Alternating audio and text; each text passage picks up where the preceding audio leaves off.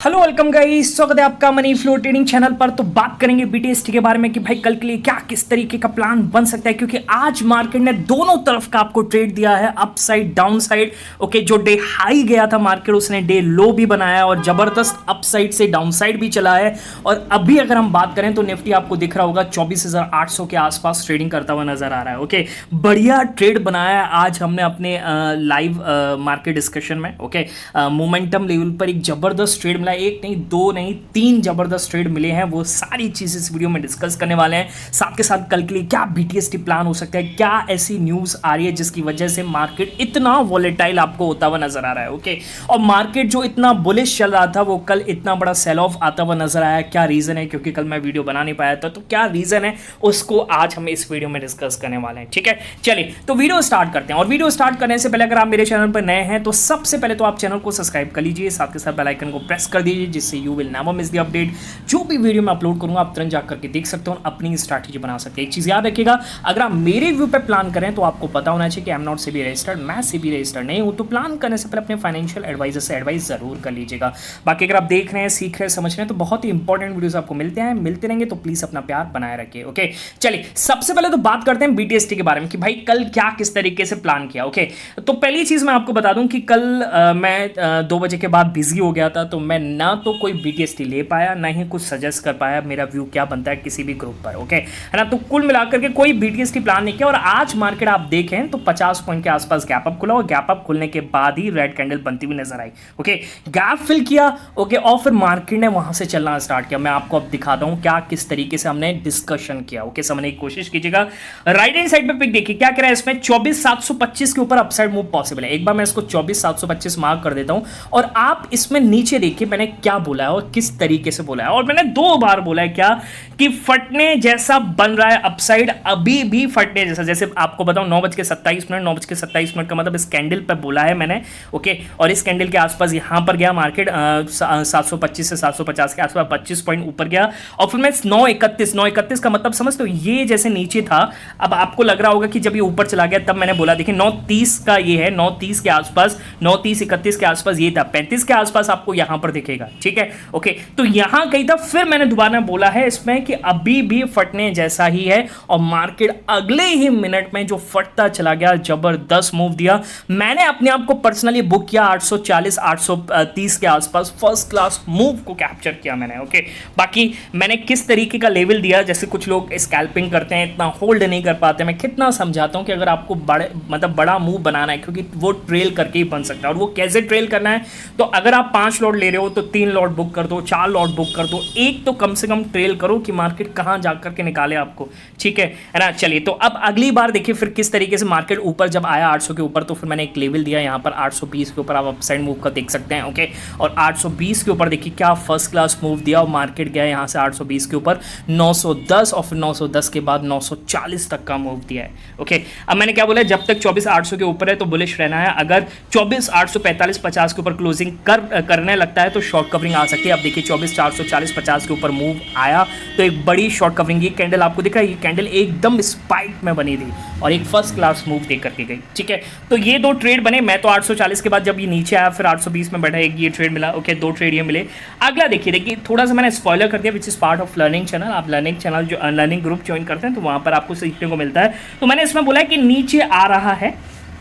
Okay, और इसमें मैंने नीचे आ रहा है इंट्राडे में, ये डाउन साइड मूव बना सकता है। सारा रीजन क्या किस तरीके से हम प्लान करते हैं वो मैंने बताया और फिर मोमेंटम लेवल को कैप्चर किया और मैंने बोला कि भाई यहां पर आप बैठिए 24,825 के नीचे डाउन साइड मूव पॉसिबल है। ओके, अब 24,800 के ऊपर ही हमने ले लिया और देखिए क्योंकि हमारा सेटअप जो है ना, हमारा डेटा हमें बता रहा था। ओके, और देखिए अगले अब मैंने कितने बजे बोला, 11:59। तो 11:59 का मतलब आप समझ रहे हैं, इस कैंडल 59 नहीं, ये तो 50 से 55 इस कैंडल पर बोला है और अगले ही कैंडल पर देखिए क्या first class down side move आया है, क्या फर्स्ट क्लास। ओके, 825 से टूटा है तो इसने लो लगाया कितना, 684 का। ओके, हमने कहाँ बुक किया, 720, 715, 705 के आसपास फुल क्वांटिटी लेकर के निकल गए। एक बढ़िया मूव हमने कैप्चर किया। ठीक है, बात समझ पा रही। तीनों ही ट्रेड आप देखिए कितने जबरदस्त गए हैं, तीनों ही ट्रेड में 50 से 60 पॉइंट प्लस ले हैं। ओके, अब आप सोचिए कितना बड़ा मूव हमने कैप्चर किया। ओके, और वहीं मैं आपको एक बार बिटकॉइंस का दिखाता हूँ। हमारा इंडिकेटर 24 घंटे 7 दिन काम करता है, कोई भी इसमें लैग नहीं, मैं हूँ नहीं हूँ, आप करिए ट्रेड। ओके, और फर्स्ट क्लास सुबह 8 बजे के आसपास हमारा एक ट्रिगर हुआ, उसमें मैंने ये बनाया। ओके, उसके बाद सेल भी ट्रिगर हुआ था, पर मेरा मिस हो गया क्योंकि मैं बिजी था। ओके, तो मैं पर्सनली अगर वहाँ पे मैसेज देता रहता तो आप लोगों का भी मिस हो जाता, ग्रुप पे मेंबर्स का भी मिस हो जाता है, इसलिए मैंने बॉट अटैच कर दिया। एआई का ज़माना है, एआई आप यूज़ कीजिए। ठीक है, चलिए, तो यही सब आपको सीखना है, समझना है कि किस तरीके से सेंटिमेंट्स पे प्लान करता हूँ। मार्केट हमें एक ज़बरदस्त मूव देता है, तो उसके लिए आप मेरा टेलीग्राम चैनल ज्वाइन कर सकते हैं। और ज्वाइन करने का तरीका है कि क्या करना है आपको जाना है डिस्क्रिप्शन में, और डिस्क्रिप्शन से जा करके ज्वाइन कीजिएगा। सर्च मत कीजिएगा क्योंकि बहुत सारे फेक चैनल्स अवेलेबल हैं। क्लियर है, बात समझ में आ गई। चलिए, अब आते हैं कि भाई मार्केट में क्या हुआ है कल, उसको समझना बहुत ज़रूरी। तो सबसे पहले तो यूएस मार्केट की बात करने से पहले अपने मार्केट की बात करते हैं कि भाई कल जो निफ्टी है और टूटना शुरू किया, ये आपको दिख रहा है 20 तारीख का चार्ट, यानी कल का चार्ट जो है ये 24,940 के आसपास जो था निफ्टी, वो टूटते टूटते आ गया 680 के लो पर। क्या ऐसा हुआ, क्या मार्केट में न्यूज़ बनी? देखिए, कोई भी ऐसी मार्केट में न्यूज़ आई नहीं, और अगर आप देखेंगे तो यहाँ पर एफआईएस ने ज़बरदस्त सेलिंग करी। ओके, मैं आपको दिखाता हूँ। एफआईएस ने 28 आपको पता होगा 28 जनवरी के बाद ये सबसे बड़ी सेल है, सबसे बड़ी सेलिंग करी है एफआईएस ने, और 28 फरवरी, सॉरी जनवरी नहीं, फरवरी के बाद सबसे बड़ी सेलिंग है, और लगभग आपको दिख रहा होगा 10,000 से ऊपर की सेलिंग करी है। ठीक है, कैश मार्केट में। ओके, अब ये तो है कैश मार्केट का, ठीक है, और वहीं मैं आपको दिखाऊं यहाँ पर उसने इंडेक्स में भी सेलिंग करी है। इसको आपको पूरा चार्ट दिखा देता हूँ एक बार, क्या एफआईएस ने कहाँ सेलिंग करी है कल के दिन।